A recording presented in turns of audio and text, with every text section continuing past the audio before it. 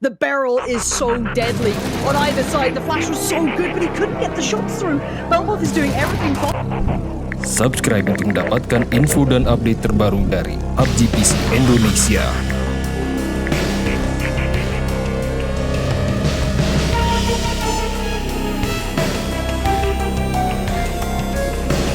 I cannot wait for this.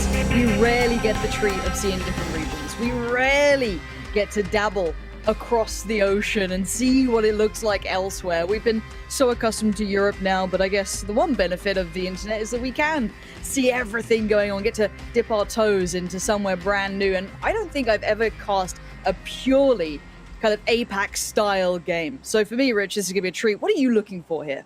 I think for me, it's just to see who can, as we spoke about before, take it a little bit easy. Take the foot off the pedal initially and take those players to that final circle. It is going to be an interesting one given the fact that there are only 5 games, and that's the biggest thing that, for me, I have to take into consideration, given the fact that time and time again, when we look at these competitions, it's over a long form. It's, you know, multiple 12, 18, 16, hell, even I think we've had a 36-round group stage at one point between us, or 32, something ridiculous like that. So the shortened stance of it is the biggest thing here for all of these teams. They need to keep that in the back of their mind. Losing players early is going to have such a devastating knock-on effect. Okay, so forgive me for comparing to Europe, but that's what we've been seeing. So I'm looking at, okay, Buriram. I was wondering where their drop spot was. Is it gonna be a liquid style? No, of course it's phase. They go for the phase drop. I love that. So hey, look, it can work across regions. So they could be sitting towards Milta. That's exciting to me. I want to see how that then plays to the circle. What sort of circles do we get? Do we get the classics? Do we know what we're in for? Where is everyone else? Because we kind of wanted to look towards a couple of teams at the start, so I kind of want to keep up with them, see how they approach it. Very standardized circle, a little bit of a, I'd say 70-30 towards the Millie Island, but it would need a shift or two to get down there. Yep, well, it does hit, and as you said, the head of it will be over the top side of Erangel. We have a good amount of teams already in there and situated perpendicular to the flight path. It's not going to be too dissimilar moving from that more eastern area. Again, Stalber might be a little bit of a trek down, but not too far. It's the teams that maybe are kicking around between Lepovka and Yasnaya, depending on where they want to set up. You wouldn't anticipate that they stay their edge certainly for too long, especially when you can see LG Divine players rather sporadically spread out. You see one of them in the distance, more towards just above shelter, being that standby guard, waiting to see if anyone wants to try and transition on a rotation. You do have 2 teams down on Sosnovka Island. One of them I can already see is moving. Actually, up on the upper left screen, you'll be able to see the vehicles are in abundance. Get the hell off of there. Exactly, and I for me, that's a great idea. If considering they probably saw the drop that someone's already in towards the military base itself, why not adjust early? You know that the west side of the map is pretty much scot-free. They know these lobbies, bear in mind. This is an extension of a previous tournament, essentially. These guys should know what the lobby looks like. And maybe they know with this plain path like it is, hey, that western side, Fairy Pier, Gatka, all available, and they can get a nice spot on the circle. So I really don't mind this. I quite like that. Well, vehicles in abundance, transitions will be coming through, and we kind of expect this to happen, especially if you want to get there off early. Excuse me, I actually thought there was 2 teams. There's not. I believe there's actually 3. There is one. It's just the color gradient of it kind of caught me off guard. Gray against the background gray of military itself. So we do have 1 team inside Millie. Again, probably more the later stance. It depends if the team day want to take up residency. More on that kind of petrol station area, kind of watch and keep guard of that. If they stand by and realize that there is a team that they could potentially capitalize moving across that bridge, then it's just free points in abundance. We've seen bridge camps come through. Yes, again, you have to take that into the mind that sometimes they're not clean. You do take unnecessary casualties while they do transition across, even if it's just 1 drive-by, you know, losing 1 player. And I will keep kind of pressing this one. I'll feel like a broken record by the time we're done with it, but I really can't stress enough that only 5 games for a $25,000 prize pool is very intensive. And it's something where players naturally, you might just think that, okay, well, I've got free reign. I smurf these lobbies and we crack on. I'd anticipate that a few of them, if they've got any kind of nuance on their shoulders, they will pull that back and reining in just a little bit. And can I just appreciate for a second, shout out to the overlay guy for this one. Look at this. We get to see the map. We get to see a couple of teams. Ooh, I'm kind of liking this APAC region. Can I I might have to adjust. I might have to change my opinions. But for now, we are seeing everyone kind of heading central. And this is where I want to keep our eyes, especially towards who goes center, who plays edge. I mean, at the moment, I would say because of that middle band, it might be quite tricky to play edge early on. You could maybe play a little bit kind of gate campy-ish, but really there shouldn't be too many instances. So you could play edge late game, maybe those hard shifts are going to come in. It does look like there could be not necessarily a bridge camp, but a couple of teams sitting around at least the western side of the bridge, maybe seeing if that team who is in towards the military base actually leaves. So that could be something to keep our eyes on. Again, the eastern bridge has now been gotten across. They're going to be getting into position. Everyone just kind of going through the motions here. There shouldn't be too many early fights. There's plenty of room. Maybe a bit of posturing, but I don't see too many early casualties with this circle. No, maybe towards circle 2 and 3. Depends how that circle does actually shift. I mean, we've seen a few where they'll just get the hard shift down towards the south and it just encompasses Sosnovka still. That's when things get a little bit more difficult, and actually where the benefit of, you'll see Day and AA, they'll be able to keep control of the bridge areas, and you can then maybe control the flow of water, so to speak. If you wanted to hold down those bridges, if there's going to be an option to have to transition back onto Sosnovka, to get an island jump is a rarity. It's not as if it never happens. We've had them even at hell. I still remember, I think it was PCS or PGC, excuse me, just fall back at a global championship level, where you will get an island jump very early on, and it's very unanticipated, and then everyone has to scramble, and unfavorably, you could be in the best position in the world, and then when that circle jumps, it's like, well, okay, now we just got to kind of blaze it across. True. Still no early kind of fights going down. I am hearing gunshots in the distance, so clearly someone's position's been noted. Bit of peacocking here and there. I'm fine with that. Yeah, I'm pretty sure it's towards Pachinki. It's no problem.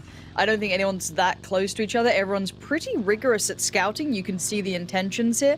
I am looking towards Division X. I'm glad in the top left here you can see that perspective, because they will be coming in from Georgiopol. They had to go out of their way to get there and now come back in. So I'm not sure the state of the loot. It looks somewhat decent from what I can see here. However, it does force them into a slightly more edge-based game. And it looks like they're going to opt to go down towards the west side of Quarry, just kind of a little bit further in.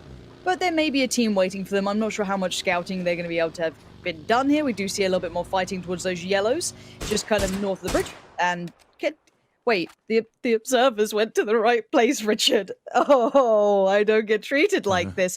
The Day Trade Gaming have got a couple of bullets sent downrange, but it's, as I said, this is what we mean by posturing. It's purely that kind of speculative, hey, we're here, keep yourself away. You know what, if we take a helmet off, brilliant. But it's not with the full intention of pushing it, potentially, unless APAC is very different. It's more just to show positioning, keep control, and ensure safety. That's all you want at this stage. Take as much ground as you can and have leverage over the enemy team.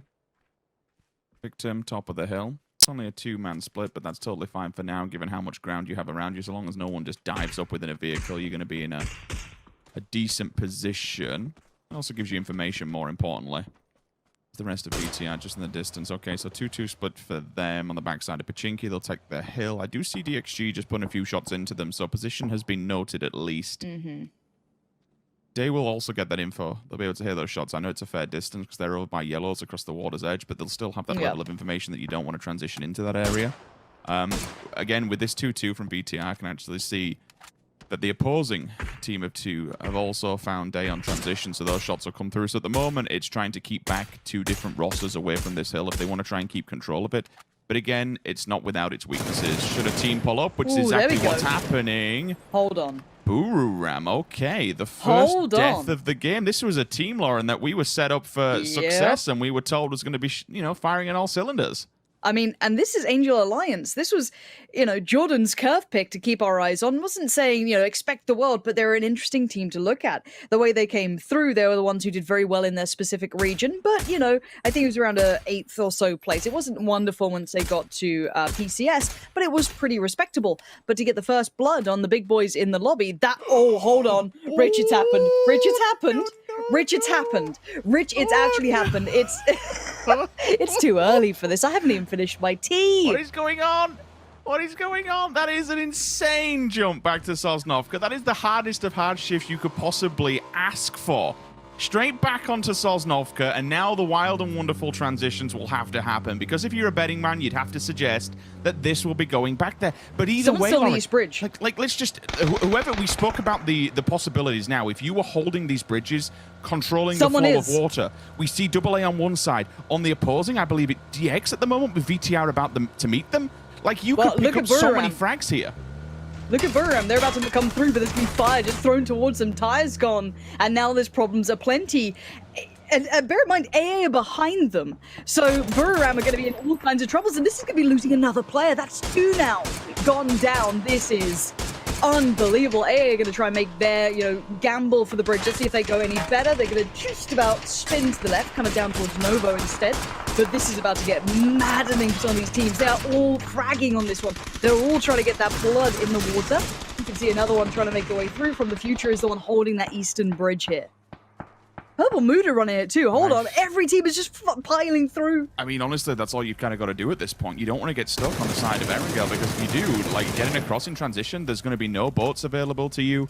Think about this in the bigger scale. Like, there's going to be with the water still being there at this level, there will be very little land to play with. You are going to now have to bank on 2 double hardships, essentially, to hit it to Sosnovka to actually give us a decent amount of land play.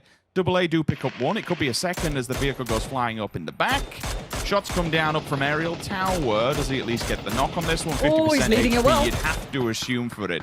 Gives it up in the end, potential that they do stay alive from this one, but we do see the backup coming through. They can hold them down and pin them at the moment. Buram have set up the 2-2. It's not the biggest, the 2-man split, given how much they've actually got left. Never mind a 2-2. 2 players to hold an entire bridge, are they and they're pushing not directly on the bridge is going to be questionable. I'm looking at AA pushing for kills right now. They just moved in from the radio tower, trying to get back down towards the kind of side town that leaves Novo towards the bridge. These guys are aggressive, but this is somewhere else. This is a different position. This is on Sosnovka Island itself, kind of on the north side, just as you make it towards land. And look at Botza. He pushed down the hill to try and get closer towards Purple Mood. These guys aren't letting this go. They're actually pressuring the issue. This is the sort of performance I want to see. And another knock comes in. Rocky's down for Purple Mood, and that should be a flush. I don't see how it wouldn't be unless someone maybe knocks Mad Dog. But I love this presence. I love watching a team who's aggressive, calculated, and playing to this sort of extent. Now, beyond that, though, so many potential fights. Some teams out in the blue. That northeastern bridge, the east side right now, we saw Buram over there. There's the response. There's the problem. Bots was a little overextended, gets punished, and will lose his life for it. It's a double-edged sword of playing aggressively. So now look towards Milta. We have so many teams still over here as well. Maybe 2, 3, 4, still looking for that way forward. Fury's over on that side too. So for the Aussies, time to hold your breath, because they're going to make the run for it soon. Definitely a questionable death coming out of Bots. I don't think he needed to press the advantage so far in the open by putting himself with... Oh my God. I'm going to have to hold, because that is just an insane circle. There is so little land to be playing with. All the teams that are already in the middle have got a bit of a problem for themselves. I mean, you can see from Cerberus, they're actually getting shots from the opposing side. The cliff face is where the yellows are. Like, there's still MG about teams over to there. make it to land. Are they swimming right now? So you've got 2 players on the rocks, kind of suppressing fire, and then Cerberus just kind of like shifting around. I think Cerberus have got themselves into at least a compound for now. That's the big thing for them. And this is going to be madness. This is going to explode any second. Oh, careful on the car now, Angel Alliance. They've got themselves out of dodge. They've kind of shifted around a little. These are all the teams in the water trying to make it through. Maybe 2, 3 teams all opting to swim, trying to make it across. Fury just holding on the northern side for now. It looks like maybe their time to evacuate that northern island is going to come through. Everyone else, though, there isn't enough area for this. There really isn't.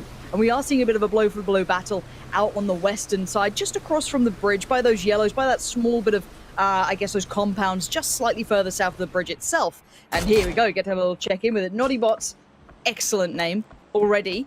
Up there, love the logo too. It's outstanding, but sadly for them, they are going to be missing out on poor little Sweet Soul. Again, excellent names out here. Like, hello? Like, we get Fuzzface. Come on. Like, we love the Viking, but, let's get a bit of that. But still, we're going to keep our eyes on all these teams, because this is going to be a brutal circle that'll probably cost maybe 2, 3 teams their lives. We have 16 still standing, Rich. What's kind of wild to me is that most of these fights, that instant headshot. Murata it finds is. a second as well. Bodhi's actually slowly but surely working its own way back down the hill, and he can just keep on this pressure. He does put himself in a very open predicament. If someone is on the opposing side of that bridge, they will camping out. Eventually, that boat is going back to water, and his position will be revealed. Has to get the headshot and dink him through it. If he does, that'll be a 3 versus 1, just holding this on his own. The nade's up, the pin's pulled. If it finds its target, that would just be sick play. Tickles him. No full kill, but certainly a amount of damage done to hold him back in the blue.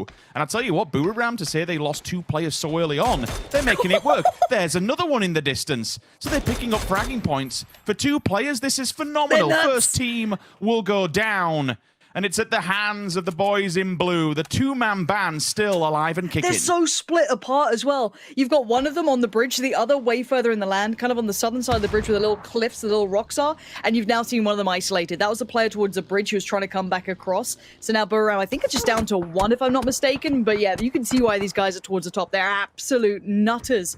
I gotta say it though, AA still in the feed. They are losing players now. I think they've kind of hit their limit on what they can do with this one. Already just 1, I think, still standing for them. So this is the circle that's going to cull them all. Towards the south we go, not too surprising. Fury still in the northern side. We are seeing a couple of teams taking chunks out of each other. And still, the ones who currently hold big positions, Cerberus, good spot. MG, good spot. Bay, good spot. Is it VTR, good spot as well at the moment. So these are the ones to look out for, but those edge teams could pop off. Quick drill down with the SLR. Nice little lean. Mikey Kamukau finished it off, and meanwhile his teammates are actually cracking on at the different side of it. Fury is starting to come alive in the kill feed. Belmoth and Nyaris still working their way on to DRK. 2 players, same player. One will lose his life initially. Daytrade have to be careful here. They don't bite off more they can chew, especially when they're going to be open to 2 different angles. If they have the smokes, they could build some kind of wall in a small capacity to work their way up the hill. Maybe they take the fight, especially given the fact that they're outside of the safety zone here. How they approach this one will be either detrimental or extremely good. Detrimental could also be for the opposing team should they not keep a track of this one. Fury has been fighting multiple fights with someone still out in the water. That's a little bit sketchy. The reposition could be good, though. They do need to get across. Again, circle has hit how we expected and what should be intended. Does then hard shift more towards Osnovka. Keeps a little bit of water in play, but with Fury working off the shark fin, I think is White Kamukau actually might just be a taxi service here. They've left Insight still on the opposing side, and he's just dropping players off back and forth. There is a player still behind. That's probably one of the bigger issues. They have to be super aware of nice shots coming out to keep the final player a little humble on the northern side. That was the last boat leaving shore, but we are going to see a little bit of a crash coming in. And, well, I don't think the door's much of a problem. The floor's on fire. You don't want to go in there. They're looking for a way forward. Smokes are still up. Keep that in mind. It's a little different from Spec Climb to Player Climb. That's why he's just spraying him wildly, but now he's amongst all of them. Gets down. 1 needs more, though. Now surrounded by teammates. Where are the others in this? There was someone else in the building. He's still there. Oh, this could be a huge issue. Comes out of the smoke, say hello. He's definitely seen something. Hexagon is just in there with them right now. There's 2 players in front of him. If he makes it through at the right time, no. Galactica keeps this one in check. FTF do get caught out here. And they lose 2 players simultaneously. Last one's over by the smaller hut. 1 good grenade will spell disaster. It'll force him out. If not, if the nade doesn't kill him, reposition through the windows may just do so. Weaken down. They're Next pushing. nade goes up. And it's an easy GG. Out he goes. Fury. Now they have to fight up against the 1-man band inside. Essentially the last cabin from safety. If that molly lands perfect, it could have caught potentially 2 players. Nice lean from Belmoth. Gets the tag onto the opposing player around the back of the tree. LG Divine is eliminated. Another top team, Lauren, that we're expecting big things outside of the top 10.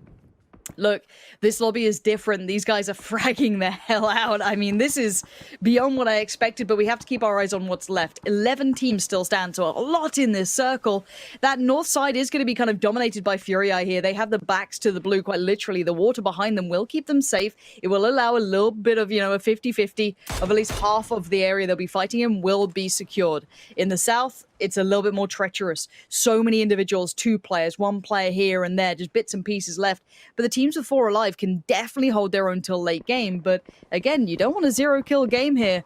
Naughty Bots, I love the name, but you got to get a frag or 2 here to keep yourself in this. You don't have all day to play with. It's 5 games, do or die. Circle now hits. It's a little shifted towards the western side, but not by a large portion. It will keep a lot of the compounds in, so that's still very playable area. All quiet for all but a moment. As I'll just posture and figure out what's going on here. The main action might come from down south. We won't, given it's got two, I think it's believe a solo snake, one team of 2 and then a team of 3. Southwest very problematic. Further afield, DXG wants to get involved in this one. I can see a very slight rotate. We're heading back to the northern side. And again, with Fury, just kind of clean and sweep at the moment. Next target on them will actually be Cerberus, who's currently on your screen. They do have the stronger position, especially given the compounds, but they have to be aware that these buildings, regardless of whether they got bars on the windows or not, should Fury have any type of angle whatsoever, they will take full advantage of that. Simon just holds his gun for now. Doesn't want to give away too much information, especially if he can draw one of these. He has to shoot, surely. He does, he has but to if go he for can the final actually player. draw this, draw the player out, that's actually still wandering around. And I get why if... I mean, he's disconnected from his teammate, right? That's probably the bigger problem why he don't want to carry on. But he's been watching for this player for quite some time. Finally, there we go. All right. That's very an easy one. I suppose at distance with a moving car as well, you don't want to be firing in with the AKM. It does jump a little bit. Oh, this is lovely. What a complimentary position. I don't know if I like the nade on that. You could have taken that shot. They're being very cautious about this, but you kind of have to help your buddy out here, Cab. You don't leave it too late. If that nade comes through and your buddy dies, that's all on you. Preferred to maybe have the SKS here, but has full faith in the barrel to do the damage. IQ 500 down and dead. The natural born killer from up above, though, could still do some work, but this has been systematic destruction. Isolating 2 players now and playing it incredibly well has kind of led to the downfall here of, you know, quite a decent team at the hand. Division X not looking so likely now. Yes, MBK does well towards one, but that's a different team. Nice shot in the end for Nurins. Reads it well for the lean coming through. 8 frags as well. Not great for the Nollybots. I mean, regardless of making it up into the top 10, could we see the first frag point? Has to finish this one off. His teammate will be on the left-hand side, so instantly has to return fire. He could just go for it, given the fact that he's on the blue. There's nothing else really to do. You have to lean this one out. If not, Belmoth will happily take the frag point. Day Easy trade. peasy. These guys are actually popping. Hold on. I wanna check. We didn't say much about these guys. Look, I'm blaming Jordan. He kind of didn't highlight them to me. So, no. They're absolutely popping off today. Now, whether or not that can continue into the next game or they just had a really good edge position to play from, they've been gaming. They've been absolutely gaming. Fury is still in this one. 4 alive. Did you see that Ezra got timed down chat? Fury, though, 3 kills, good positioning, 4 standing. If they start building late game, excellent. But if Belmoth can get to double digits, if he can get them to 10 kills, job done. Now, easier said than done, of course, but 9 kills game 1, excellent. If he could, here's the choice though. Do you go snake or do you just try and frag out? It's a hard choice, and considering points mean prizes, kills mean prizes, it looks like he's opting for those kills. He's not being subtle about this. I don't think you can when you're outside of the white and so many teams are still alive. MG will be wrapping on that side. Abby is, putting down all the pre-smokes to actually hit. This isn't a bad place to take up residency. Yes, they'll have to get up the stairs first. Easier said than done. Oof. Annan and Loki's finishing him off simultaneously. Fury's still lingering in the distance. Let's not count them out. I know we've not seen them on camera in a while, but they are 4 players still standing tall and still standing strong. Cerberus is still that point of contact that they need to try and tackle if they want to advance further in the circle, given the fact that they actually hold the compound. Belmoth has made it down to a small shack, so we'll be safe for now. Come on, Flood Fury, how do you deal with this one? I mean, thankfully for them on the opposing side, there is at least contact that Cerberus's eyes will be taken off of. If they can third party and pick up those frags, it will be a little bit of a risk-reward scenario. Last player of Purple Mood. Does Jukesy have some kind of intel where this last lone snake will be lurking? I suppose that is a problem for them. He does not. Takes down Jukesy, and Loki's actually does boss sense. Finally gets finished off by a different team altogether, but certainly has done damage to Bay, in which Fury actually will capitalize. And I've seen them turn and face here, Lauren. Third parties for real. They've had damage done. Let's just get cracked on with it. Yeah, Fury needs to get involved here. The sword a little bloodied, and Waiki Kamukau's going to be the one at the forefront. Nicely done by him to kind of take the mantle while it was there. That secures their kind of southern eastern side, and that's very important for them to be able to focus towards the top side. CES are actually going to be taking a bit of a one-to-one fight, but they are down a player in comparison. So it is a 4v3, but it depends who's aware. Ronan's kind of kept his eyes on this one, it feels like. That was potentially his job, but I wonder how much information he actually has. Considering these shots are coming through to Belmoth, surely Fury should have the advantage. And there's Flood coming in, the newer edition. Already going to find one, but this is going to ring the alarm bell. They're going to say, hey, we got problems on our doorstep. Don't worry about Belmoth. Worry about the people who are literally next to us. Good nade, though. Good trade. Comes back in, say goodnight. Fury, double digits now. We said that late game pop-off could be so beneficial, and it has been. Now, whether or not they can get Waikika back up, I don't think anyone's there to contest just yet. Circle's not moving just yet either. They're in a good spot here. Now, to transition further ahead, though, Rich, it gets a little sketchy. It does. Circle hard shifts more towards the east, which at least keeps Daytrade and MG, the solo players, still within residency of that. They don't have to move just yet. You already see Tong is just chilling for now. Hidden down low as well in a bit of a ditch. Axon's also same scenario. VTR, again, another team that actually holds the essentially last compound here. Will be problematic for Fury as they try and advance forward. If they can somehow take out Belmoth and remove him from that cabin, great. Gives them something to work off the back of. It's better than nothing. Especially with 4 players, you should be able to trade on this one. There's nowhere else to kind of get the refrag from the left-hand side. Given the hill, they are defended ever so slightly from VTR. As soon as I say that, VTR do have an eye line. And it kind of just shows you what they're dealing with and what they're trying to build here. Provided they have the smokes to build the coverage, give them the access to the next point, the next junction, then maybe they can do something. But this is very difficult to say the least, especially when you've still got players in the tower on the right-hand side popping into them as well. Like, every angle's covered. Their approach is going to be so tricky. Yeah, I want to see what they try and do with it. If we get on board with them, just see how many smokes they have, what they have to play with. I don't know how much they've got yet. It's not, that prone is not going to save you because Genfos is up on top of the house. You can see the dance being done, and luckily, the shots actually... How is he allowed to do this? I'm sure Fury are asking the same thing. How the hell is he up there and no one's fighting him? But Insight does get isolated. The first to really go down for Fury here, and it gets tricky to get them back up because they're not quite in the circle yet. Look how much they're skylining here. That silhouette just standing out so perfectly.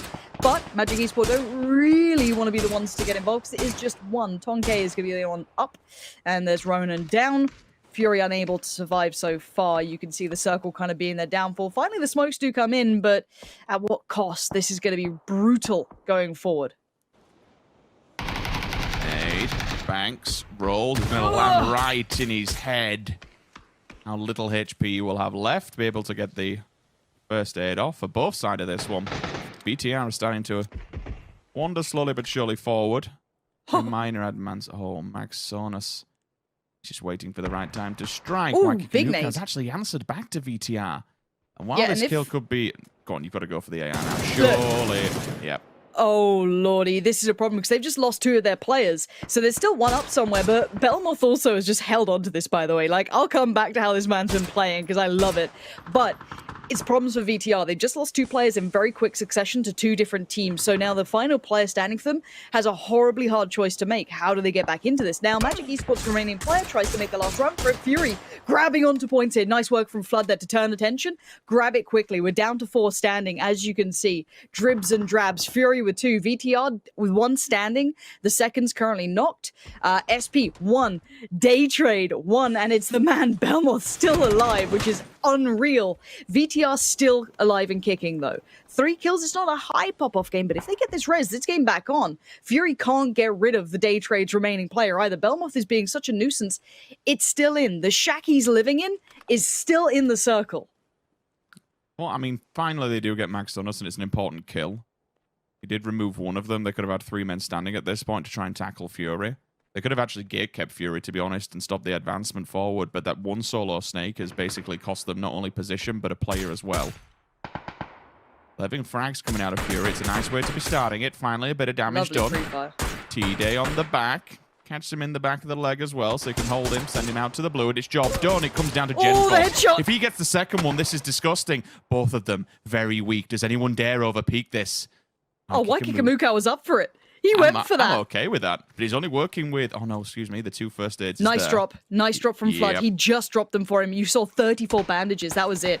So Flood's kind of, playing the savior here. the He's trying to helmet. get him geared up, trying to sort him out here. Belmoth's behind him, though. Look at Belmoth. He's right behind him. Oh, Belmoth has been the absolute beast of this lobby, staying alive, playing it so well, and getting day trade to double digits now, and potentially a win. VTR on the other side, a little lower on kills, but the finish would be fantastic. The tree to play with just dipping out. Another tag comes in. And while that tag happened, look at Genfos instantly on the move. I love that. Proactive play, late game circle. He's trying to adjust. Belmoth's got no idea. He's lost track on him. And it's going to be a horrible surprise from up on that hill. Genfos is going to be right there. Vest is broken. No utility for Genfos. It's the gunner his side, and that's about it. But does Belmoth think something's up? He's starting to wonder. He's starting to question it. He's seen him. Belmoth now knows there's something brewing. There's something wrong. A quick flash and maybe a peek. The barrel is so deadly on either side. The flash was so good, but he couldn't get the shots through. Belmoth is doing everything possible here, but it will be Belmoth to win it. What an incredible game from Day Trade Gaming.